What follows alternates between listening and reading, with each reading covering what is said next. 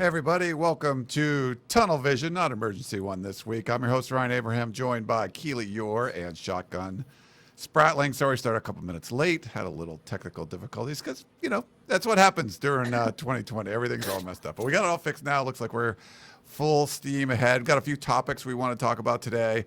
One USC Trojan has opted out for the 2020 season. Jay Tufele, the star defensive tackle. We expect some more. And we're also going to talk about the NCAA's ruling that came down this past week about what the scholarship limits are going to be. Seniors won't count against the 85 roster limit and all that. We'll get into those details. And also talking about this college football limbo where you still have the Pac-12, which looks like they're ducks in a row. They're fine opting out of the season.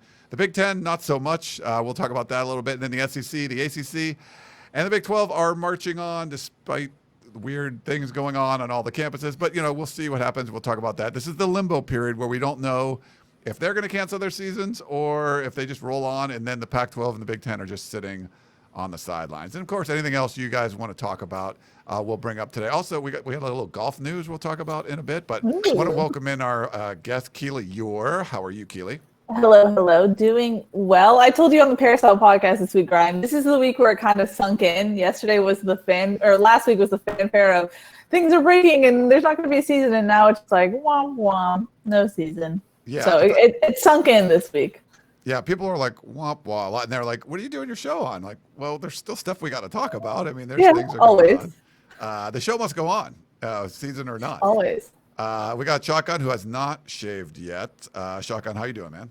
You make it sound like that there's a deadline for me to shave, like that there's going to be a college football season that I should be covering or something. So I would need to be looking my best, but that's not the case. Well, you're on a live video show. You could look your best for that. This is the best you get during quarantine.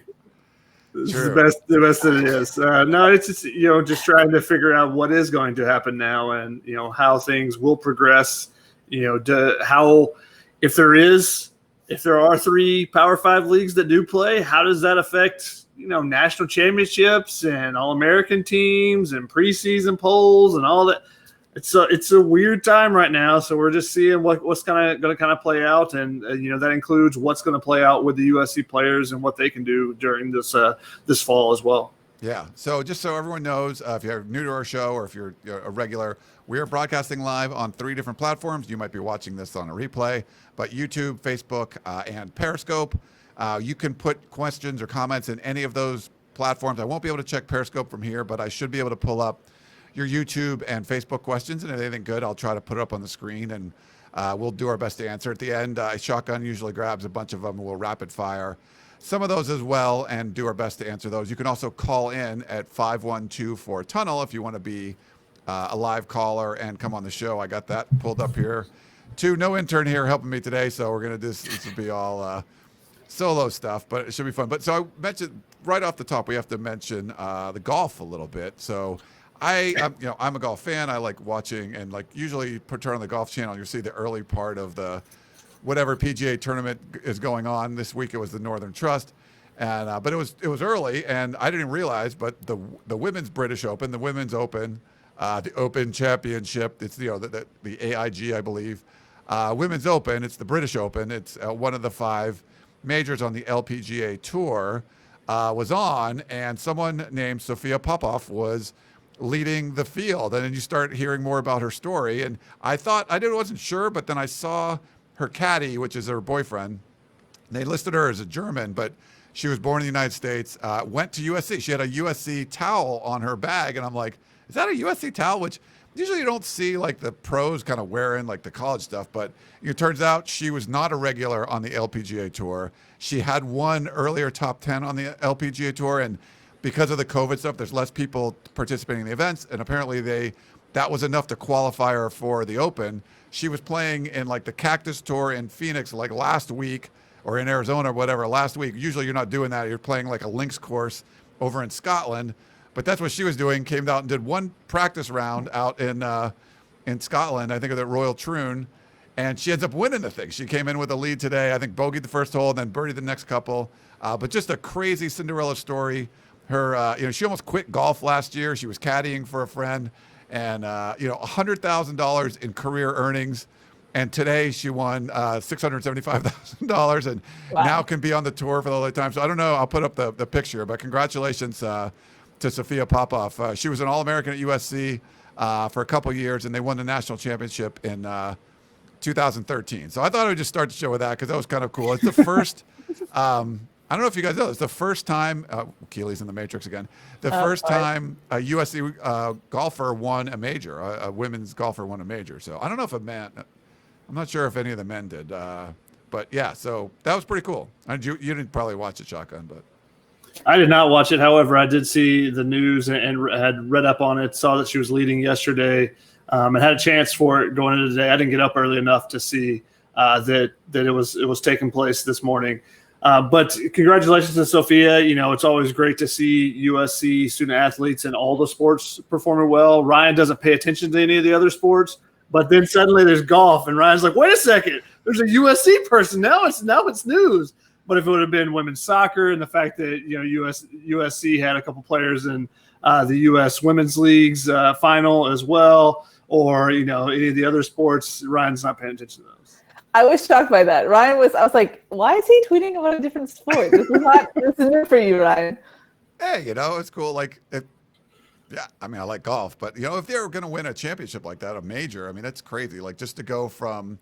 You're not even a regular on, it's like when you hear like golf tournaments, some guy gets an exemption or they just get in, they have to play their way into the field and then they end up winning or something like that. It's pretty crazy. And she was just like ice in her veins. Like it was easier conditions today, I guess, in the first couple of days. It was really windy, but she had the lead and there was, a couple people chasing her and she just was relentless, like rolling in birdies and stuff. And so congratulations to her. That's pretty cool stuff. All right, we're mostly football, so we're going to get back to football stuff.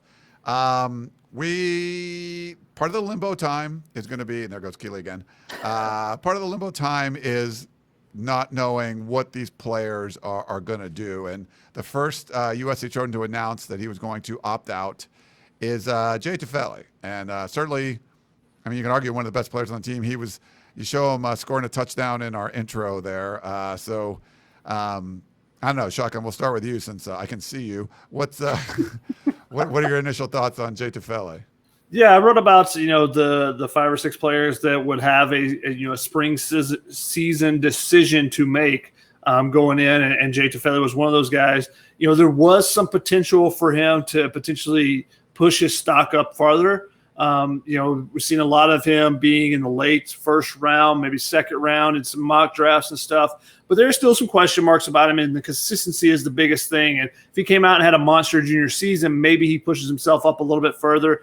But he's got the potential. And that's where you look at a guy like Austin Jackson was very similar. He had the potential. He hadn't put it together all, consistently and just been a dominant force at USC. But the potential with the athleticism that he has pushed him into the first round. And that's something you can see with Jay Tufele as well. If he has the potential he's shown, he has the burst coming off the line of scrimmage, he has the opportunity with a good combine, those workouts and stuff to show if he can show that he's a true athlete and at the size that he can play at anywhere from, 305 to 325, depending on how his weight fluctuates, then he can push himself into that first round discussion there. But it's going to take that. Whereas if he would have shown it during the season, maybe he could have, pushed himself up there a little bit quicker.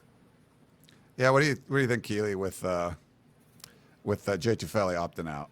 glad I'm not in the Matrix. I want to Yeah, now that curse you're not in the Matrix. it. I mean, it was expected to a certain extent. I know in 2019 the coaches had to kind of convince him to come back for what was supposed to be this season. So that it makes sense that he. Oh, here you go. It makes sense that he was one of the guys to opt out. I was surprised that he's the first Trojan to opt out, but it makes sense now. I think we just have to watch for other USC Trojans that do have a decision to make. And if you check it out, Shucken actually made a great article, 5 USC players that need to make a decision. So check it out because you can see who else we're watching going forward. Yeah, and as Keely Matrix Sorry. is up there. That's okay. I mean, it's only been happening for weeks. What are we going to do here? So it's this COVID stuff. We just don't know what, doing this remotely. Hopefully we can get you guys in the studio and that will be a little bit better. So how this is going to work now that we did hear from the NCAA, and I'll kind of just go over briefly what's going to happen with that and get your thoughts on it. So they will be able, any player can opt out and keep their scholarship. We knew those kind of things were happening, but any senior, even a senior, so a senior in the Pac-12, if this is your last year of eligibility in the Big Ten that aren't going to play in the fall, or even if you're in the SEC, the ACC, or the Big 12, or any of the colleges that are the conferences that are participating in the fall, any senior can come back and play again next year. So that's kind of interesting. So if you want to stick around for your senior season, even if you're like a bench warmer for Vanderbilt or something, and you play in the fall, or your team plays in the fall, you can come back and get that extra year of eligibility, and any one of those seniors will not count towards the 85 scholarship limit that the schools have to adhere to. So right now, for the Pac-12 and the Big Ten, it's essentially like you have 2 freshman classes coming in, because the guys that came in June, you're moving forward, and now they're not going to be able to play their freshman season. So, but that's not going to start their clock. Everyone's going to get that eligibility, but you're really going to have 2 years of a freshman class. So it's going to be roster management issues for all these coaches for the next few years, I think, for sure. USC had a smaller class in for the 2020, and maybe that helps them out a little bit. But going forward, yeah, it's going to be interesting to see how you manage all of that, because it's going to be like 2 freshman classes in a row, and you might have these extra guys, seniors on the roster, even though they don't count. It's still going to be one of these weird situations. And I'll pull up the scholarship chart. You can check that up on uscfootball.com. But we're going to have to advance it a year, because the 2020 season didn't happen. So we're really going to have to move it forward and then see who's going to be eligible and all that kind of stuff. It's going to be crazy. It's going to be weird, like managing all this stuff. And maybe Shotgun, get your thoughts first. Yeah, I mean, you look at it, and the NCAA said everyone is going to, regardless of how much they play this year, whether it's a game, no games, someone gets the SEC gets their entire schedule in, everyone's going to get an extra year of eligibility. So the crunch is going to come when you start, trying to figure out what the max is going to be next year and the years beyond that. So they said that, that they're going to expand the roster limits next year. So basically, I think what's going to happen, I don't know if it's been, official, the NCAA has made it official, but that they're going to allow those seniors, however many seniors you have, how many extra spots you'll get next year. Now you're going to do that the next year after that as well with how many seniors you have. How is it going to work? When you get to year 2 through 5, now that you're adding, 6 classes in a 5-year window rather than 5 classes.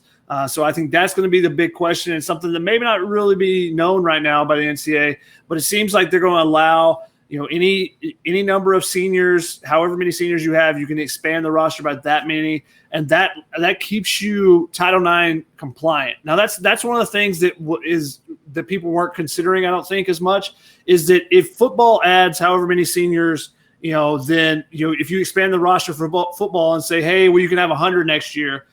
Well, if you do it that way, if you set a certain amount, then you have to say, okay, well, we have to add 15 extra scholarships for females. Are there going to be enough on, in the other fall sports that you have?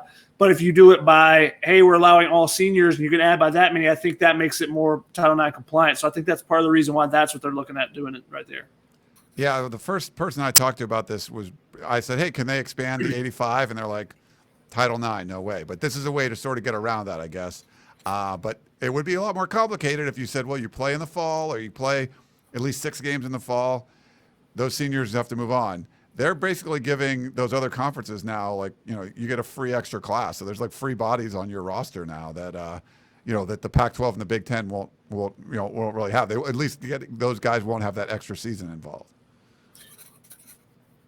For me, there's just more. I think it opens up some more questions than answers them. Like it satisfies the initial question that we had, is how is this going to work? But now, how is it going to work when you have more players, a bigger scholarship budget to go off of? And then what do you do with the players who say the SEC and ACC play? Are those now? Are they now redshirt juniors? Do they move up a year? But then if you're in the Pac-12 and Big Ten, do you not? I know it's like a little minutia thing, but how do you go about naming everyone? Does this season just not count? What do you do with scholarship limits? It's paying for those scholarships. Do you see different roster sizes based on how big revenue is for a certain school? There's a lot of questions going forward. Yeah, certainly a lot of questions, and we don't have as many answers, but hopefully we're going to have some soon. But man, it's just it's crazy as far as like these rosters go. How do you manage it? It's going to be something else that these coaches are going to have to deal with. But I think now you have to see the shakeout, right? Like we need to see who else, for at least for USC purposes, who else are going to be on the roster, who's going to be moving on, things like that. So I don't know. Is there any? Do you guys expect? We'll start with you, Shotgun. Expect to see anyone kind of come off the board again and opt out anytime soon? I mean, you can look at the article I did and kind of discusses why guys would or why wouldn't they, what they can still prove and potentially improve on their draft stock by playing a season, even if it's a spring season.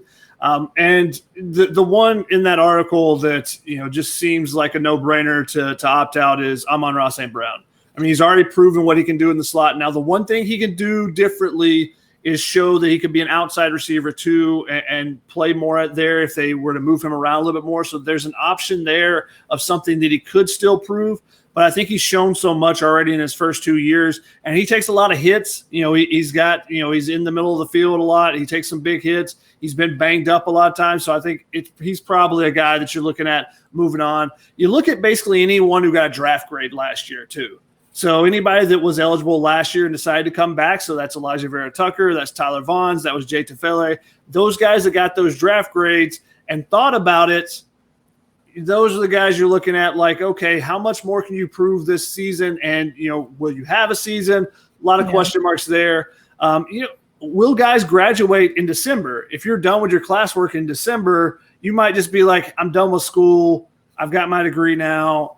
Let's move on. I mean, Elijah Vera Tucker already has graduated, so of that group I'm talking about. But that's something that'll be considered. And then also maybe somebody tries to do a little bit of a hybrid mode. If the conference schedule, if they're going to have a 10-game schedule, maybe you play 5 games. You get to that bye week and you say, I've got enough tape. Sorry, guys, I'm out. And now that's going to hurt, but maybe it also says, maybe you tell the coaches, this is what I'm thinking. They're like, yeah, let's do that because now I can move these freshmen in or, I can move some younger guys in and get them a little bit more experience before an older guy takes off. So maybe that's something the coaches would actually be, interested in. So there's some different, ways to go about it. The easiest and most likely thing is going to be a clean break. Guy's going to say, I'm done. I want to start training for the NFL draft. And I don't want to do classes in the spring. That's going to be a big part of it too. Yeah. Yeah.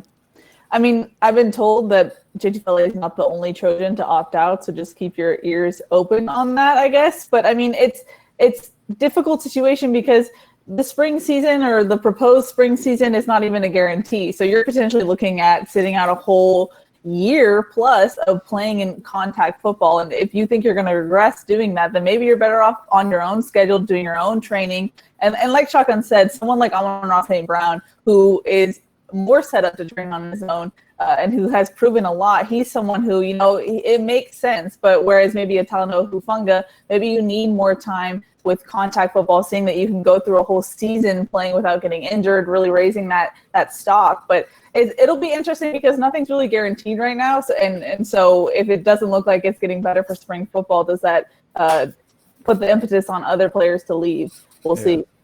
And I think, too, we have to look at right now, the other conferences are going ahead and playing. Now, if they end up having to cancel the season for some reason and postpone it till the spring, that could change people's opinion on what they need to do going forward. So curious to see how that plays out if the SEC and the ACC and the Big 12 follow through and end up going on with the season, then you're like, okay, well, I think that gives these players more of an option. But if they don't, if they delay things, I think that gives the NFL more of an opportunity to delay their schedule. And maybe you have a later combine to allow for some teams to, seniors or whatever, to participate in some sort of spring football and maybe delay the NFL draft. I don't think the NFL is going to do it as a favor to college football. I think they would only do it if it was a situation where there wasn't any college football in the fall. All this tape is gone.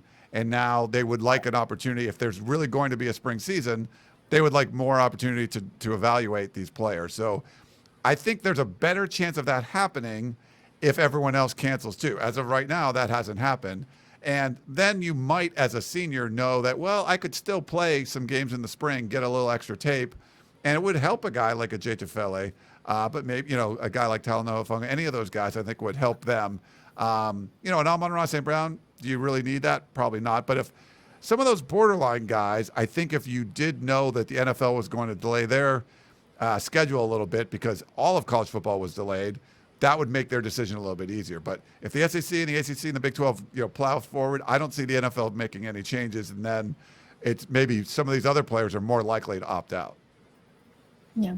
Yeah, I think that's definitely, a part of it is going to be what does the NFL decide to do? And could that adjust what you want to do in the spring if you're a Big Ten or a Pac-12 player? Because if the NFL says that they're keeping their schedule where it is and, the combine is going to be in February and the draft is going to be in April and you're supposed to play, 3 or 4 games before that combine, no, you're not going to do that. You're going to be training and setting yourself up for that opportunity for that job interview with the NFL teams. But if the NFL says, you know what, and I kind of looked at this and I argued with a couple people on the P about this, about what they could potentially do. If everyone shuts down, the NFL, I think, will definitely move all that stuff back. You can have the draft, even 2 months later if you really wanted to. You can have it in June. You can have it early July.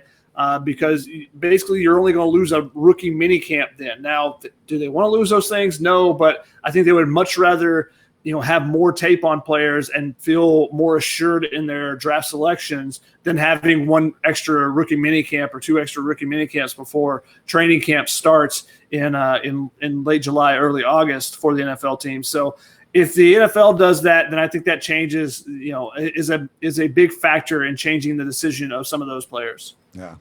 How much, if you move the draft, though, does that impact NFL free agency? I feel like it's a domino. Do you? The thing, though, is NFL free agency already starts before the draft begins. So if NFL free agency started right after the draft, then I would definitely agree with that. But I think because you're already kind of split where the free agency starts early and then you have the draft and you kind of free agency continues on, I think that you would just make an adjustment there. I mean, just like they're doing in other leagues now where they changed the trade deadlines this year because of the COVID things. I think that it wouldn't make as big of an impact because there's already free agency beginning before the draft. Yeah. Sure.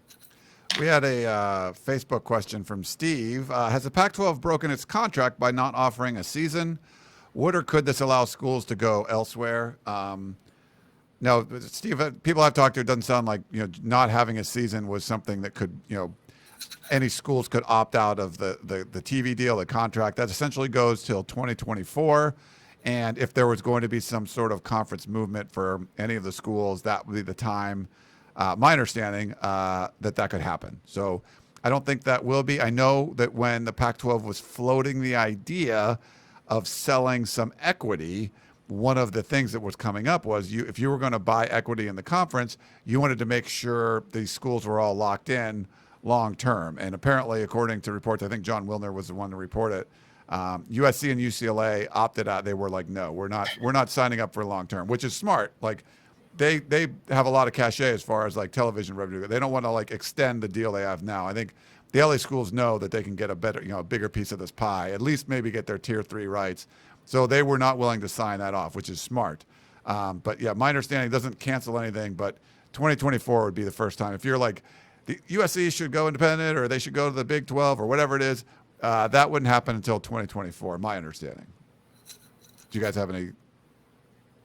I mean, I don't think that, that it's going to happen. I think that the logistics of it, I don't know the actual contract language, but I think the logistics of it makes it that's not going to happen. That's why basically, when Nebraska was saying, well, maybe we'll look for this and we'll do this, it was basically shut down by Kevin Warren, the Big Ten commissioner, but maybe it's someone else. But they were basically like, yeah, that's not going to happen. Maybe it was even the president of Nebraska because they know the contract information there. And they're like, yeah, that's not going to happen. We're staying in the Big Ten. There's a lot more money here than there is going to the Big 12 or any kind of move like that or going independent or trying to do that and all the contract information there. So I don't think it's going to happen.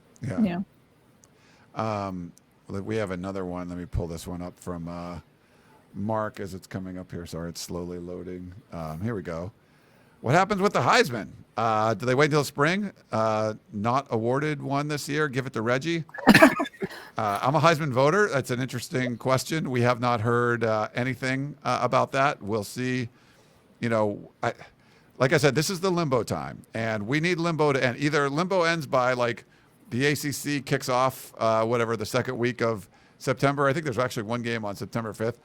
College football either starts or they cancel the rest of those games and postpone them. So if it's half a season, do they wait? Or do they wait to award the Heisman until after the spring if the Big Ten and Pac-12 play?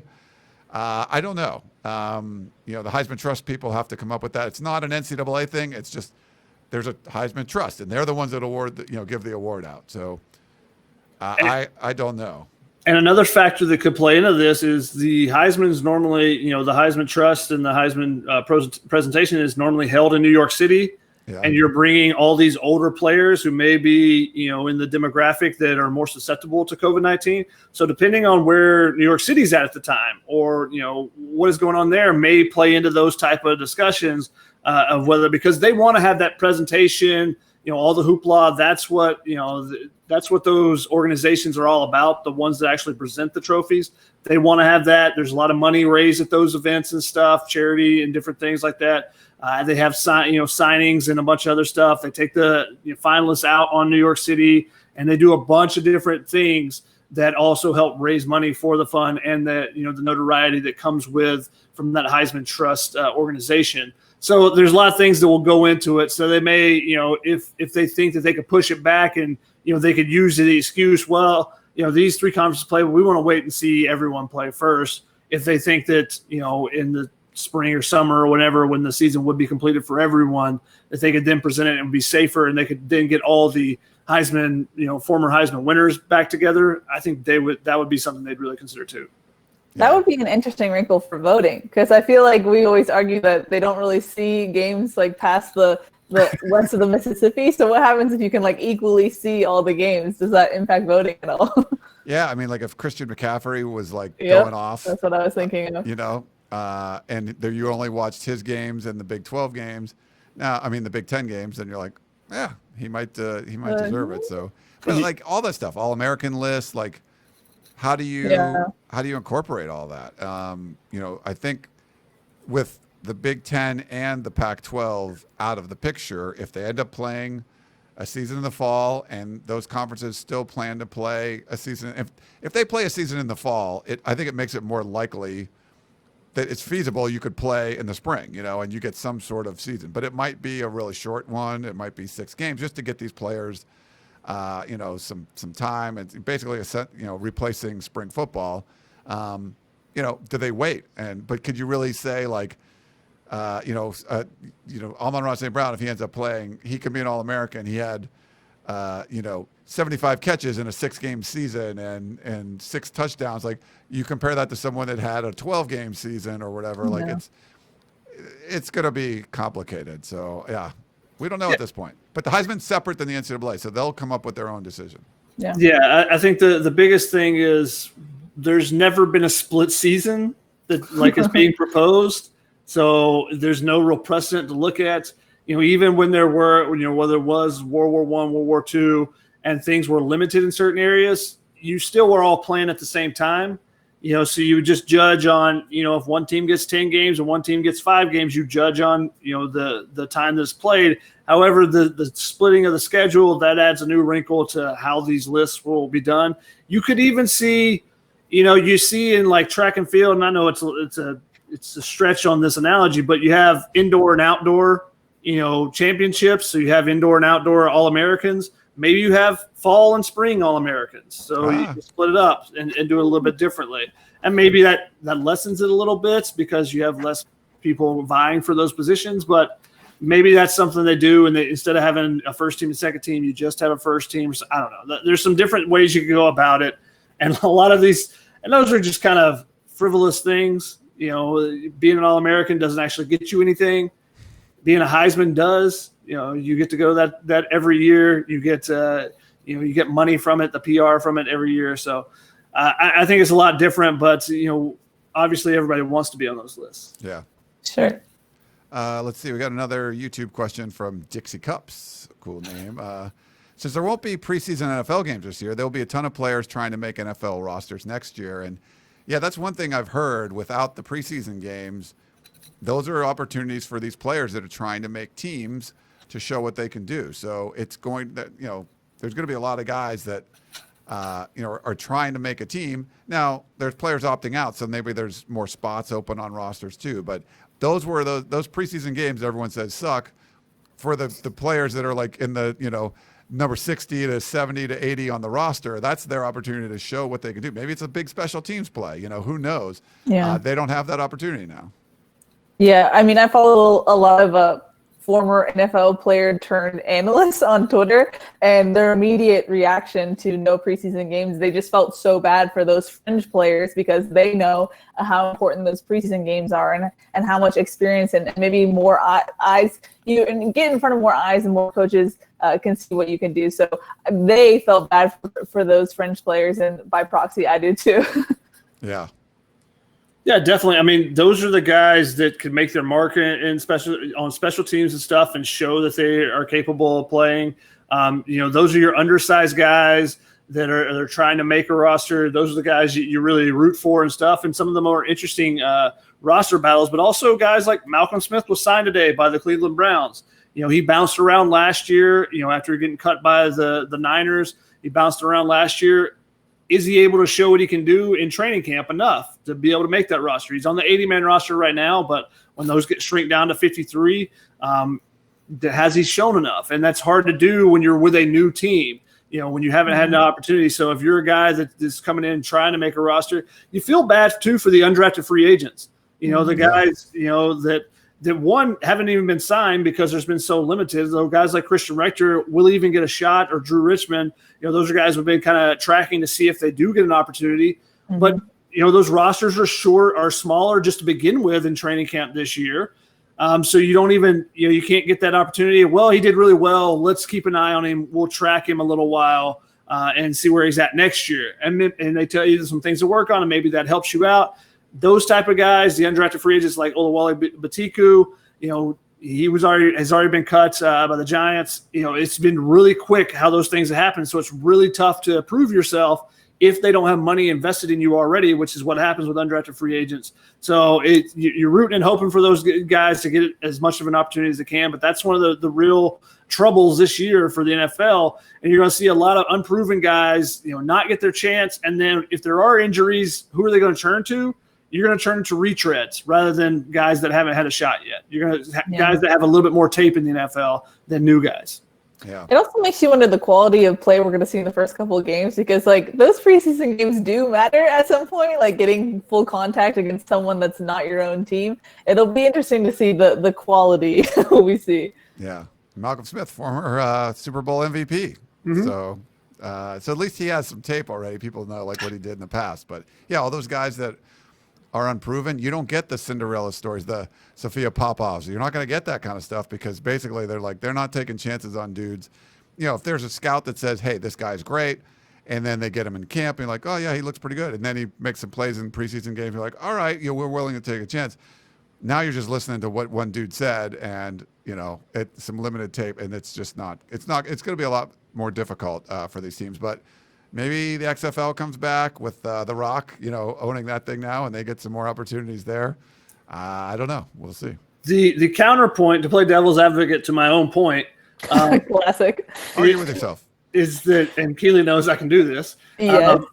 Is that you may be like the MLB, and because there have been so many COVID positive tests, that has opened up. There's been more guys making their debuts this year because of, one, there's been way more injuries in the MLB than there has in the past. But that's opened up the opportunity. So there's been a number of guys, obviously I cover the West Coast. There's been a number of West Coast guys that have made their debuts recently. So, you have a situation like the Marlins had where, they basically had to redo their entire roster for a couple weeks because of the positive test they had. They called up a bunch of young guys. So if you have an outbreak with a team, are you going to go and you have, I think it's 8 guys on a practice squad, if I remember correctly. I can't remember the number, but that are on a normal practice squad.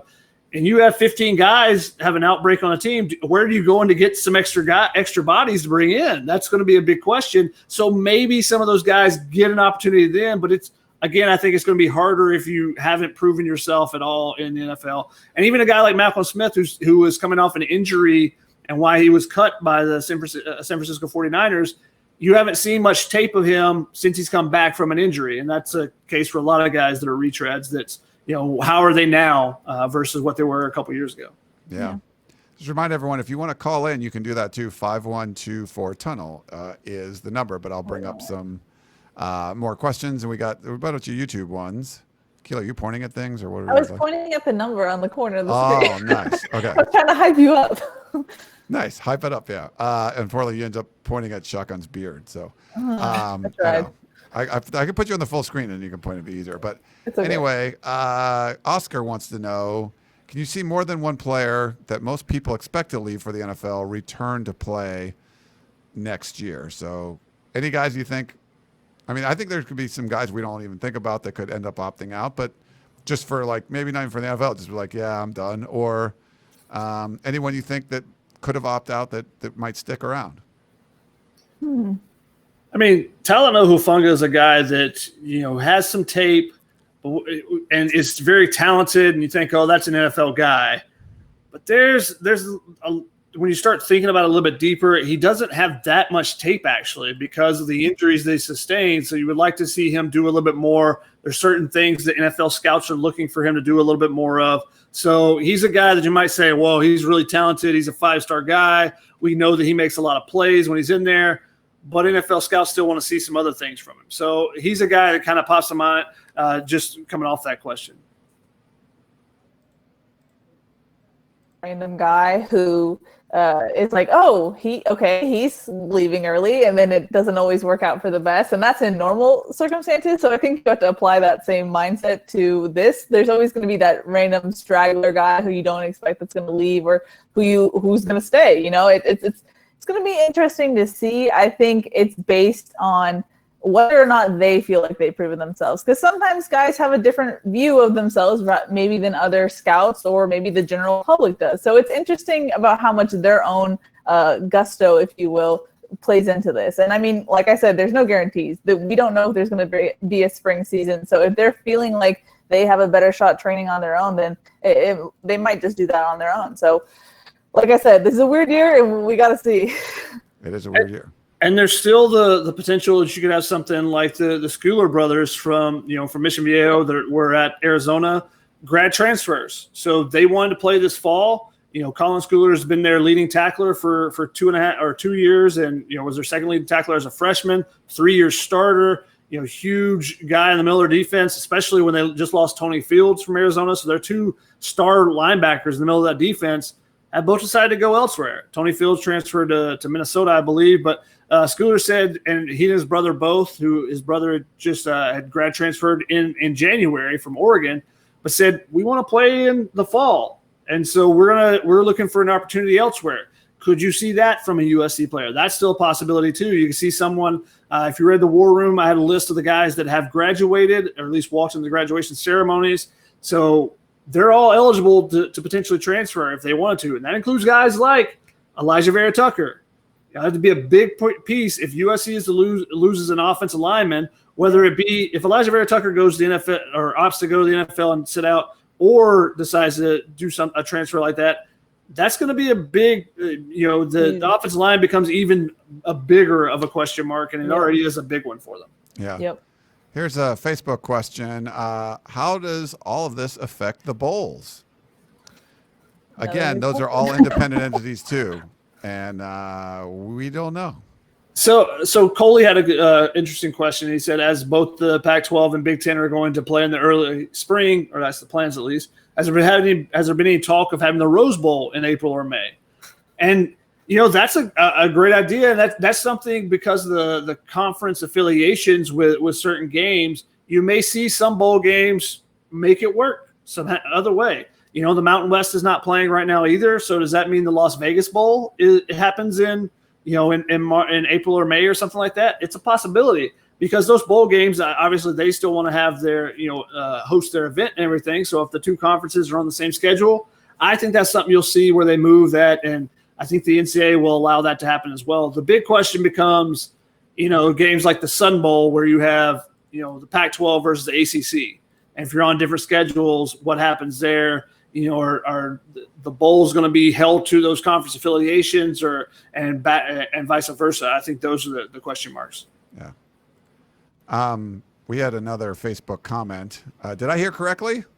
Is an athlete getting additional eligibility even if they play this fall, i.e. ACC, SEC players get a free 5th year if desired? Yeah, so we sort of glanced over that a little bit. I asked the source, and they were like, yeah, they don't want to touch this. I think it would make it too complicated to say you get an extra year and you don't, so they just did it across the board. But I don't know. I mean, if you want to talk, there's whatever, unfair things going on as far as teams that can practice and teams that can and whatever. But I don't know. Does that screw up the competitive balance in college football, in you guys' opinion? I mean, it's going to depend on what they do on the other end of it, with the freshmen coming in, how many you allow to come in. But otherwise, I mean, if it's straight across the board, everyone gets that extra year, which is what they did in the spring for sports like baseball, everyone's allowed to have that extra year. Then, it seems pretty, even and level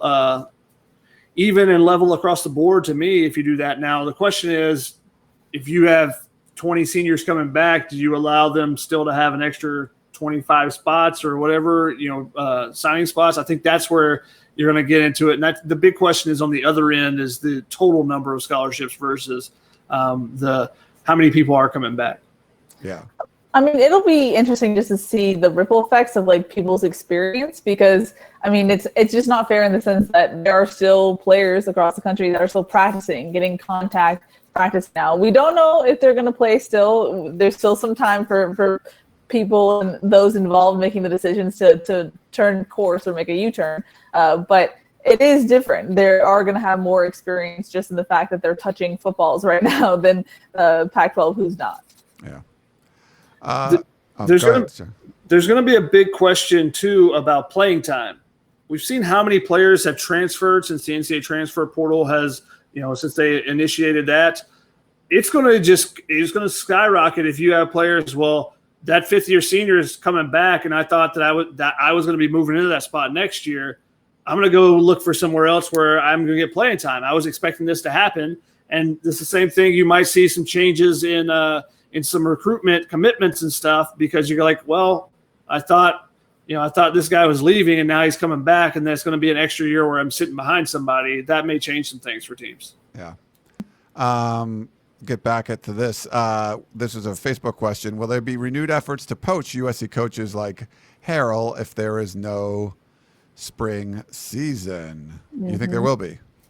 Even if there is a spring season, I think if someone comes off a terrible NFL season, saying they play out their season and, they look around and he was a name that was on their board before, it's going to be harder for him to prove himself more than where he was last year.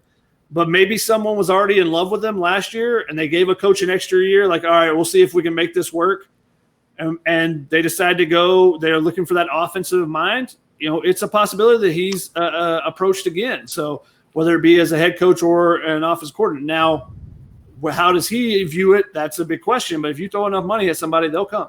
Mm-hmm. Well, we saw after we had a little break in December when we came back after the Eagles rumors with Harrell, you could see how that was something that he really had to think about. And so if that was back in 2019, if he gets another great offer, I mean, who's to say that he won't do it again, or at least contemplate it again? So I think with Harrell, there's always an opportunity that he's going to get poached. I think the only person maybe you can worry about else on the roster is Dante Williams. But other than that, I think your main worry is Graham Harrell.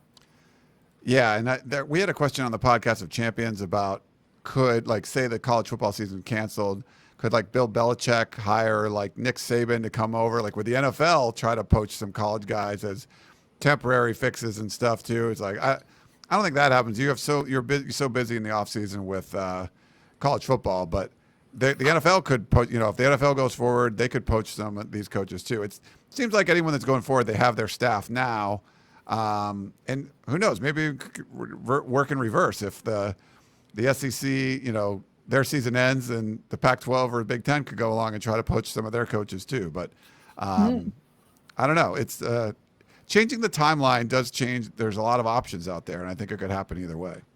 Basically, it's pure chaos. Pure chaos. And that's what we're here for. Maximum chaos. Yeah. Mark had a question. When do seniors stop counting against the scholarship limit? Doesn't USC need it to be the end of fall to be able to bring in early enrollees? Yes, and that's the big thing is normally your seniors, you basically they finish their semester and they're kind of pushed out off scholarship, so you can bring in freshmen as early enrollees. A lot of guys, obviously, with spring and summer classes, and you know if they're fifth-year guys, then they have that extra time, so they'll finish up. They'll schedule it out so that they will finish up at the end of December. You push those guys off the books. And then now you can bring in freshmen. So that is a question and a concern is, are early enrollees going to be able to come, or if USC has, I think we have them at like 3 spots right now. Don't quote me on that one. But if they only have 3 spots going into the spring, do you go, okay, well, we can bring in 3 early enrollees. We got 6. Which 3 do we want to bring in? You got to tell 3 other guys. Sorry, guys, you got to wait till the summer when we get some other guys off the books. That's going to be a big question. And that could potentially, we've seen this before where some guys want an early enrollee and there ends up not being a spot. And then the player will transfer somewhere or will flip their commitment to somewhere else. Kylie Fitz, I believe, was one of those that did that, flipping from USC to Utah first and then UCLA or UCLA to Utah, one of those. He was all over the place. He ended up 3 places, right? Yeah. Yeah, but I think it was him that wanted to come in early, and because one USC player didn't finish their work, they had extra class or something happened, so they couldn't push him off the books scholarship-wise, and had to finish that out. Then they wanted to they wanted to be an early enrollee, and USC didn't have that room anymore. No. And that's why on the December early enrollee presser with Clay Helton, he can't give us a full idea what the final class will look like because they're still trying to work out, okay, who's going to leave early, who's going to be off the book, etc. So that's why you have to wait till February. A lot of comments in there about can some teams poach Clay Helton. So I don't know if that's a lot of the comments, but a lot of people. As we said, Graham Harrell is probably and maybe Dante Williams are the 2 coaches that would be. Considering Clay's making like $5 million a year, that would be an expensive poach too. We got a caller. You want to go? Why don't we pull up? Looks like it's our buddy, Coley from Iowa. Coley, you are on the line. How are you, sir? I'm doing tremendous. Thanks for having me, Ryan. If I may, I just wanted to ask the 3 of you, obviously, with USC waiting until spring to play football. And if football is going to be played, is there a team you guys are just going to kind of watch more than another team? And obviously it probably should be, whoever's playing Notre Dame. But is there like an underdog you might be rooting for, maybe out of the Sun Belt, or are you going to stick with the traditional power? What team, just out of my curiosity, are one of you looking at this season or this fall season? Interesting. Yeah, well, thanks for the call, Coley. So, I'll go back to the podcast of champions. We were talking. We're going to still do our show. It's a Pac-12 show. You can check it out in Podcast of Champions, Pac12podcast.com. And we were saying, like, well, we should probably just follow like an ACC team or something. Like me and Dave pick one, and we'll follow it along. And one of our funny emailers, one of our listeners, wrote in. He thought Dave should go to Georgia Tech and gave reasons, but for me, he said, Ryan, you're Pittsburgh. You're Western Pennsylvania guy, hard worker, unapologetic, union-busting, free market capitalist. You are the face of traditional conservatism. You're the model of consistency, the Curtis Martin of podcast hosts. You put your nose down and do your job. We take you for granted at some point while you're not paying attention. You've put up 14,000 yards, 3 yards at a time, straight up the middle. Just play it straight up the fairway like the 2018 Pittsburgh team that won their division and finished 7-7. And he says, holy shit, the ACC sucks so bad. So he's really funny. So anyway, so I probably, according to Shane, I should adopt Pittsburgh. I'm actually from Western Pennsylvania, so that wouldn't be too big of a stretch. But I don't know. We could pick a team and follow them and see what they do. I don't know. See, I'm going to go first just to steal this from Shotgun. My question. Best of luck. Stay healthy. Oh, thanks. Thanks so much. Bye. To steal this from Shotgun before he answers, I would probably pick the Georgia Bulldogs just because that was the first college football team I ever started watching because my dad's a fan. But, I think if there actually is college football, I will just take all of it, maximum, as much as I can, flipping. I'll have my iPad, everything. So I don't think I'll adopt maybe a team per se, but I will just watch it all. I'll be watching NC State, and that's because there's 2 former Trojans there, Kerry Angeline and Levi Jones. And also Georgia because JT Daniels is there. So that'll be interesting, especially if there is a quarterback battle and if there's some back and forth there. That'll be interesting to see. But yeah, I'll be watching the former USC players more than anything. And I'll be watching more Atlanta Braves and Atlanta Hawks and Atlanta Falcons. Yeah. It's a bad day for Atlanta today. Yeah, Ron Major wrote he's going to watch for JT. Yeah, so you want to watch? I mean, he's not. I believe he wasn't cleared though. He's not fully cleared yet, so it's going to be a little more difficult for him to win that job. Oh, let me clear our little live caller thing. Thanks, Coley, for calling in there. Yeah, but there's been enough players transferring out now. If Illinois was around, that would be a good one you could watch, but they're not. That one's not going to happen. But heck, JT Daniels. That would have been fun to watch what he would do at Georgia. I mean, him with a playoff caliber roster, I think that would have been really fun. But apparently, he's not fully participating yet, which was one of the concerns I think going in, right? Like that, recovering from knee surgery is not it's no small feat you have to do. But you never know with the potential of injuries and stuff once he does get cleared, if he jumps into that. To the front of that competition or what happens there. So that would be an interesting one to watch. I mean, the SEC's always got plenty of storylines going through them. South Carolina as well with Ryan Helinski from Orange Lutheran, who was Kyle Ford and Ethan Ray's quarterback. Obviously a great story with him and his brother and everything, playing for his brother. So he's always fun to watch. And so there's plenty of storylines to pay attention to if we do get some football this fall. Here we talk about chaos. White Knight. I believe the state of Ohio just said the high schools will be allowed to play football this year, while Ohio State will not. Yeah, that's a thing. Mm-hmm. You're watching tape from SEC or ACC campuses, and they're like getting ready for games right now. And if you live in Los Angeles, you can't share the same football or lift a weight inside. Like you can't gather in groups more than 12 people. Like it couldn't be any different. Like for what you could do here in LA to what they're doing in the South, and even the state of Ohio, high schools are okay, but Ohio State isn't. Like it's just nuts. You don't even have to go all the way to Ohio. I mean, just go a couple states over to Utah. Utah high school is allowed to play. Utah football is not. Yeah. Yeah. Crazy. What's up? Do you guys have any rapid fire ones? How are we doing on that? So let me, I'll try to pull up another one, but is there any rapid fire ones you guys want to go through? Early in the show, we had Dackers asked, does this non-season season, what kind of effect does it have on Clay Helton's future? Which is a question we get pretty much every week. And Ryan, you succinctly answered it last week, so I'm going to give it right back to you. As far as what? Like just on his future at USC. Yeah. Quick recap here. Like I just mentioned, he's making about $5 million right now. We know from 2018 he was making 4.6.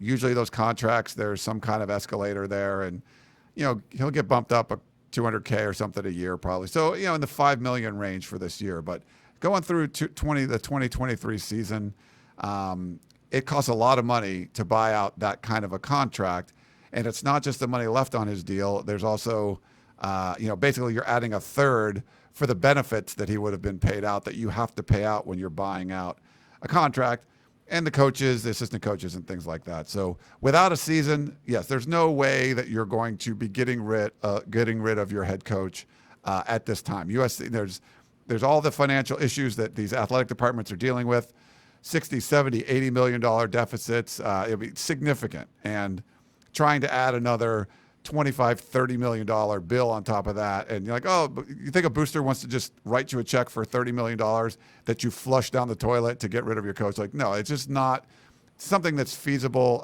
right now. If you're not a Clay Helton fan, I think they would have been a really good team in 2020. And maybe you get to see some semblance of that in January or February. I'm not sure. Well, we don't know. But it was going to be a really good team. Now, you already know Jay Tufele's out. If you lose some of the other top seniors and things, then it's going to be more difficult. I don't think it's going to be as talented of a team in 2021. They had some real opportunities to prove themselves against top teams. Obviously, that's not going to happen. Alabama, Notre Dame, things like that, or any other, the games right now. So, don't expect any kind of change anytime soon with Clay Helton. It's not a great contract. That's not Mike Bohn's fault.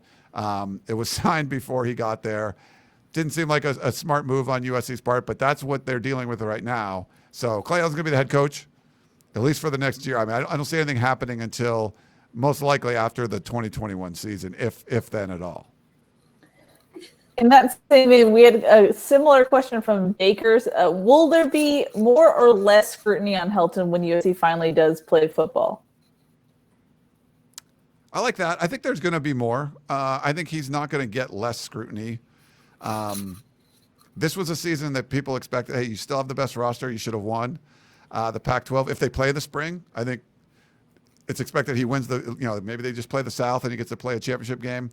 I think they expect him to win those games. So I think the scrutiny I don't think he's going to get a pass because it's COVID. I mean, they still have the most talent. I don't think it gets easier for him just because this season's been all weird. I don't think he gets a pass because of that. I think he gets a pass because the contract is so bad. It's just there's no logical way to get out of it at this point, even if he went out and had a really horrible 2020 season.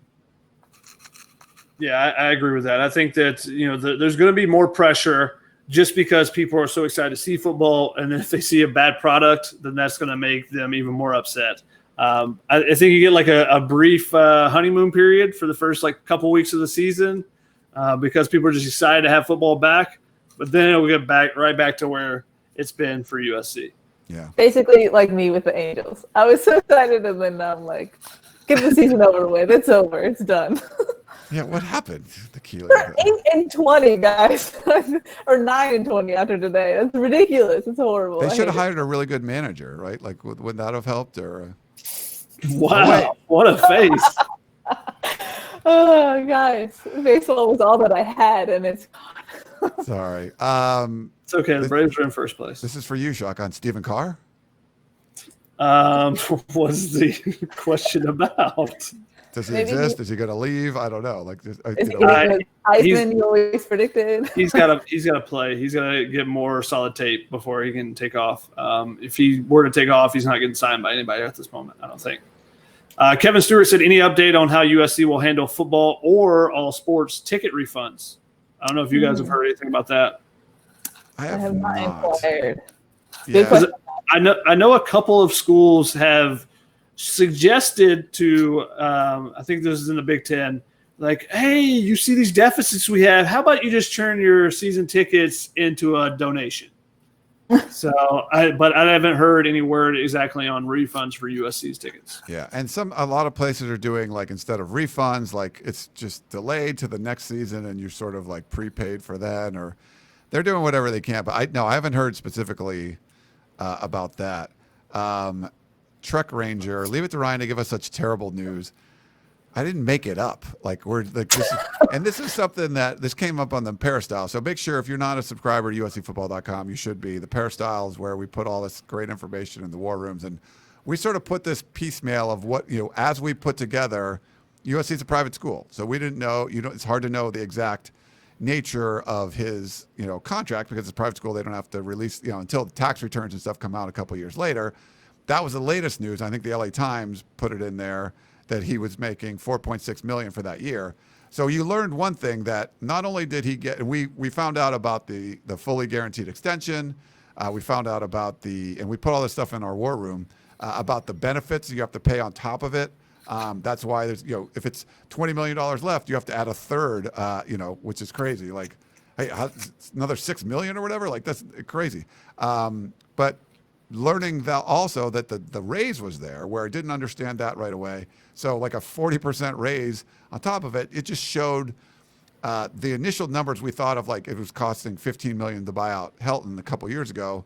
We thought that was way too high, and that was way too low from what it actually was. So I'm sorry to tell you that, like, it's not, I didn't make that up. I'm not saying like, ha ha ha, this is what's happening. I'm just telling you that's the facts about what's going on here. And with COVID stuff, it just makes it almost impossible for that to happen. He signed that extension in February of 2018. Lynn Swann, just obviously terrible decision. And they go 5-7, like, 6 months later. Like, how do you? And everyone wanted him to fire him at that point. You couldn't fire him. We didn't understand the kind of money that they'd been talking about to fire him after that season. And that's part of the reason why I don't think we ever heard from Lynn Swann, because he knew he made such a bad decision. And there really was no way to fix it because they gave him that fully guaranteed money. Yeah. Another question dealing with money a little bit. Coley asked, because the Pac-12 is playing conference games only, as USC had to pay out non-conference teams because of the cancellation. I know that was something, I don't know if you guys have heard anything. I know that was something that was discussed initially, because some of those schools that were FCS schools that need that money are like, yeah, they're going to have to pay us to get out of this contract. If they were still playing, that was the initial word on that. But I haven't heard really much about that lately. So because it's gone to all conferences are basically going conference only, except for that one. I don't know how that's kind of, is shifting out, but because I think the ACC and maybe the Big 12 are the only ones that are playing an extra game that's non-conference, whereas everybody else is in conference. So, but I'm sure those smaller schools are going to, push that to the courts at least and say, hey, you guys need to pay up if possible. Yeah. We'll see what happens there. Trek Ranger again, have they fixed the parking? So I don't know if the COVID stuff has delayed some of the construction around the Coliseum, but that Lucas Museum was going up there. The 2019 season, parking was better. One of those lots under the museum was open, and that's where, like us, we were parking as media. But the museum was supposed to be finished, I think, for the 2020 season. I haven't gone back over it to see, but it should be about where everything is, I think, after, at some point this year. I think that's where it was supposed to be, where this is, I don't know about fix the parking, but most of the parking around the Coliseum now is donor-based. You have to, it's prepaid stuff. It's not like there's lots that you can pull up in, but I think it was 2018 was the one that was really bad, right? Where we had temporary press boxes, but also, parking was pretty crappy. But parking got better the next year. So, or maybe it was the year before that. But yeah, there was one year where the parking was bad and all the construction stuff was going on. Then it got a little bit better. And then this year, I think it was supposed to be even better from what that was the presentation I got like 2 years ago, from what I remember. Yeah. Parking's never fun around any large sporting event. No. It's probably the last thing you want to worry about too right now is parking, because Yeah. you can't go anywhere. Parking to go where? The thing is, you can park at the stadiums right now, no problems, because there's no games going on. There's no fans allowed. I think you can get a pretty good parking spot right now. Yeah. We got another one. This one is from New Zoo Guru. I'll pull it up. Shotgun. Does Graham Harrell get offered the Texas job if Tom Herman is fired? Yeah, definitely. You think he does? Yeah. So, now the question, if he were to get fired, that's the thing. That's the big part of this entire sentence or question that is is the part that's probably more debatable than if Graham Harrell gets the offer, is because everyone is going through these budget crunches, just like Ryan just talked about with the potential of Clay Helton's contract, is the same thing anyone's going to go through unless that contract is expiring and you're just deciding not to renew, which doesn't happen almost ever in college football. It's going to be hard to justify saying, hey, yeah, everyone around us, all these businesses are losing money, all the oil magnates and stuff in Texas, we're losing money in our businesses. But, yeah, we'll pay a bunch of money to help you for that buyout. Yeah, that's the hard part to see happening. Now, if Graham Harrell, if Texas did fire Tom Herman, though, say it was for cause or whatever, for whatever reason, then, yeah, I think Graham Harrell's a guy they would go after and he'd probably get offered. I mean, wasn't his name mentioned in the offseason or around December-ish about offensive coordinator, I believe? Or maybe even his name was in the Texas realm, and I know our sister site he interviewed. Yeah, did he interview for the job? Yeah. I believe so, yeah. So if he's already been around there, it's not out of the realm of possibilities. And the question that kind of came up before about the poachings, I think this is a great example where, say, spring football is happening and the Pac-12 and the Big Ten are getting ready to do it. They announce a schedule. There's going to be 8 conference games and a mini playoff to win the conference championship, and the 2 champions of each league are going to go to the Rose Bowl. It's going to be played in May or late April or something like that. All right. So that kind of takes the place of spring football. Then you get the time off and you start a modified fall schedule after that. Maybe it's conference only or whatever. But you get this full thing going. You're ready to go. USC's psyched. Most of the guys end up staying. Everything's ready. You got the Graham Harrell offense. They're going to look awesome. And then in the Big 12, Iowa State beats Texas and Kansas beats Texas, and they fire Tom Herman. And they call Graham Harrell. So USC's about to start their college football season with all this hype around, hey, we're right, we're ready. And Graham Harrell leaves, and he goes and becomes the Texas head coach. Stuff like that could happen. I think that would be very, so that would, and what do you do if you're USC? You're starting your season in January or February, and you've studied this offense for the last 2 years or whatever, and now Graham Harrell's gone. Go ahead, Keely. No, I was just going to say, worst case scenario, you have Mike Jinks take over because he's familiar with air raid and they've been kind of simpatico on that. But I mean, from a Graham Harrell standpoint, would you want to be waiting this long and then sign yourself up for another offseason? I mean, if you want to be a head coach, sure. But I mean, I feel like Graham Harrell, if you know you have Keaton Slovis, if you believe in what you have right now, which seemed like when we heard him speak after he did the round of interviews the first time, it sounded like he really believed in what he has going. So why would you leave right before you've been waiting this whole time? I guess it depends on how much he would want a head coaching job at the college level rather than maybe moving up to the pros, where I think it's a different scenario for him. Yeah. Yeah, again, I think it comes back to it's going to be hard to see many head coaches be fired. I mean, that's been the case in the in the spring sports, baseball. There was very few coaches that were fired.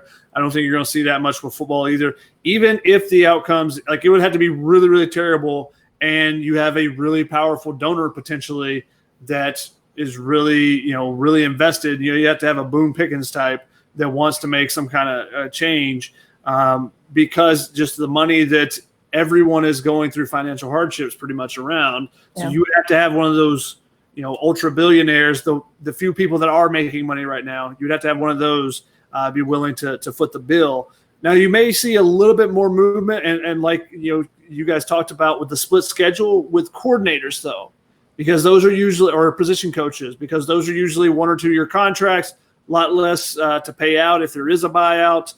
So maybe, if you have a big school, you have a Florida or something, or Alabama, an NFL team comes and grabs their coordinator and suddenly Sarkisian's back in the NFL.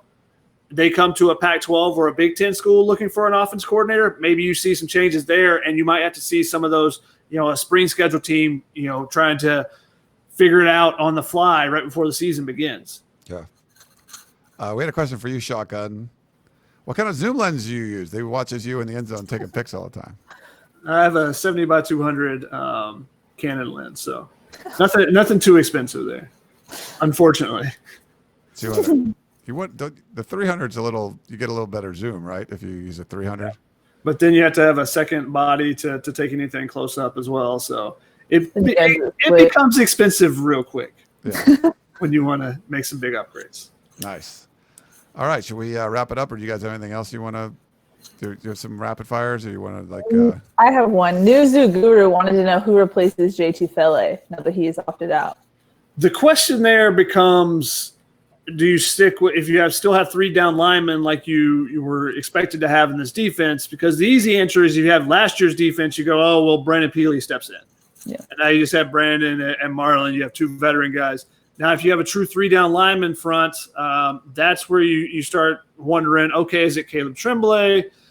Do you move Drake Jackson inside? There's some options there. Jacob Lichtenstein, if he gets back healthy, the way he had progressed, 2 years ago, if he's healthy, he could be in that competition as well. So there's some options there. Nick Figueroa as well as a guy who played inside and outside last year. So depending on what you want, there's some different things that you could do. Yeah. We got Keely in the Matrix, so this might be a good time to wrap it up. Nothing else, shotgun? We good? There was some other questions. Fatback wanted to know my favorite moonshine brew. I guess because of this beard, obviously I must be brewing some moonshine. It's definitely the apple pie. Apple pie moonshine is delicious. And I tried that, yeah. Newzoo also asked, since I look like Moses, give us my 10 commandments. I'll just go just one. The left lane when you're driving is the passing lane. It's not the fast lane, it's the passing lane. If you're not passing someone, get out of the left lane. I like it. Maybe I'll come up with 9 more for a story here. That's a lot to come up on the fly on the live show. And then lastly, Hippo Cracker asked, didn't Helton and Infield give money back? Yes, they did give a portion of their salary back. Yeah, I think Helton and Enfield were combined $1 million back. Okay, they combined for $1 million back. Yeah. All right. Well, I think that's going to wrap it up. Good show, guys. Sorry we came back 2 weeks ago, then we didn't do one last week, but we'll try to do the regular schedule going forward. There should be a little we're in limbo news every week, and we'll kind of get a little closer, either closer to the ACC, starting that first game, or closer to, some of these campuses like North Carolina, Notre Dame, where they had all these cases and if they're going to shut down or not. So far, having spike in cases in certain, markets there and certain programs hasn't shut things down. We'll see if it does. But I thought it would definitely be shut down. Maybe we'll end with this. They going to play a season in those conferences, guys, or not? I'm leaning towards yes at this point. Keely, what do you got? I just froze out, so I don't know what Ryan just said. Do you think they're going to play? Where is Ryan leaning? I think they're going to play. I think they're playing at this point. I think it's going to be really close down to the wire, and some academia president type is going to be like, we can't do this. We're done. And it's going to be one conference. And then once you take out the majority, then it's going to be domino. Yeah. Interesting. I think they're pushing ahead. I mean, even though you've had some outbreaks and stuff at campuses, you've had a couple of stoppages for some teams, but there's been no one decide to pull out from, this just isn't working, or we've just got completely. Now you've seen some schools go to online learning. There's some big questions there about the big question has been for a while. If students aren't on campus, is it right for the football players to be playing? But it just seems like they're finding ways to push forward right now. Now, God forbid something bad happens, that's when I think you could see a big reactionary movement. But as of now, I think everyone's really pushing forward to try to do it. So we'll see. Yeah. I mean, the only thing we know is that everything moves quickly and it can change from one week to the next. I feel like that's the only thing we know for sure. I mean, we are 13 days away from when the Big Ten was supposed to be playing. They were supposed to be playing next Saturday. Yeah. And the ACC is starting, in a couple of weeks as well, actually starting. So, I mean, there's contact practices happening right now. And if we're not seeing huge numbers from that, I thought that would be the biggest risk, right? My gut is travel, playing another team is not really as risky just because you're not going to be that, constant exposure and viral load. So if you're not getting it, a bunch of guys having cases in fall camp, I'm not sure they're going to stop it. So we'll see. I mean, but like Shotgun said, one bad thing could happen, and then it's like, okay, but it might take something pretty bad to happen. A whole bunch of cases on campuses, frat parties, things like that. That hasn't slowed them down yet. So the football teams seem to be keeping themselves to themselves, and having students not on campus is actually a benefit. You create this mini bubble environment. But they seem to be pushing forward, and I'm not seeing the event right now that's going to derail this train. But I mean, 2 weeks ago I thought for sure they weren't going to have it, but now I'm like, I don't know. They're not shutting down yet. Here's the big element to watch. The one thing that hasn't been, now you've added students back in. Obviously, you're having outbreaks at campuses and stuff among the student body, not necessarily as much with the players. There have been some players test positive as well. The element they still haven't added yet is the travel. Now, when you're traveling from, Missouri to Georgia, you got to get on that plane. You got to get on that bus to get to Athens. You've got to stay in a hotel. You got to get your food from somewhere. That's when there can be a big concern. Like the MLB teams were doing fine when they were at their home parks and training and stuff. And then as soon as the game started and you started traveling, that's when there were big issues. So there could still be the potential of you start and 2 weeks in, you decide it's just not working, guys. Yeah. For Major League Baseball, though, you're traveling constantly. Like this is a once a week thing, right? Which is also dumb. I went on a rant about this on the Family Feud podcast, but why there are 2 game sets in MLB. Just they did 2 games home and then 2 games away and did them back to back with the same teams. Just put them all in one city. It doesn't matter. There's no home field advantage. Yeah.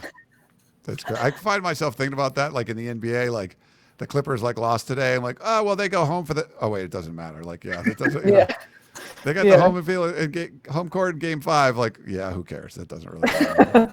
I've been really disappointed in the NBA that we haven't heard of a fight breaking out at the hotel since all the players are staying – a lot of the players are staying, the teams are staying at the same hotel. So – yeah. It is funny though. I believe not the Philly. Who played Philly today? The Boston Celtics. Yeah, the Celtics fans in the little virtual. They brought out brooms for the sweep, which I thought was funny. They're creative, so that at least is good. There's some type of advantage, I guess. They do have the people when people are shooting free throws. There's so if you don't care about a computer screen where people going like this when you're shooting a free throw or not, I don't know if that whatever. All right. Well, we lost Keely to the Matrix again, so we should probably wrap things up. added like 10 minutes to the end of the show just because I forgot the topic we wanted to talk about. So we did. All right. Was Keely Keely in the Matrix. She's in the Matrix right now. Shotgun Spratling a little further over. I'm Ryan Abraham. Really, really appreciate all you guys tuning in and watching on all the different platforms. And thanks for all the comments and thanks for the call. Hopefully we'll see you again next week, and maybe we'll have some fun things to talk about, maybe some good USC football news. Who knows? We'll see what happens. But signing off for Keely and Shotgun, I'm Ryan. Thanks so much for watching.